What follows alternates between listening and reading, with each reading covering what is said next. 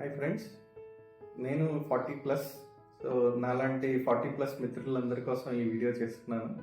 Bone and joint health మీద 40+ తర్వాత జాగ్రత్తలు ఎందుకు పెరుగుతున్నాయి, ఎందుకు మేము ఎక్కువ జాగ్రత్తగా ఉండాలి అని అడుగుతారా? 40s is the new 20s అనుకుని తిరిగే వాళ్ళ కోసం నా చిన్న సలహా, you have to enjoy your 40s like it is your 20s. But దానికి తగ్గట్టు జాగ్రత్తలు కూడా తీసుకుందాం అండ్ హెల్దీ లైఫ్ని గడుపుదాం. 40స్లోకి ఎంటర్ అయ్యాక మీ మసిల్స్ అండ్ జాయింట్స్ కొంచెం స్టిఫ్ అవుతాయి.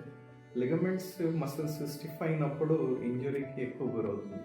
మళ్ళీ చెప్తున్నా, రబ్బర్ బ్యాండ్ గట్టిపడినప్పుడే పగుళ్ళు వస్తాయి. అలాగే మీ కంట్రోల్ మెత్తగా సాగుతున్నంత వరకు ఎప్పుడు పగుళ్ళు.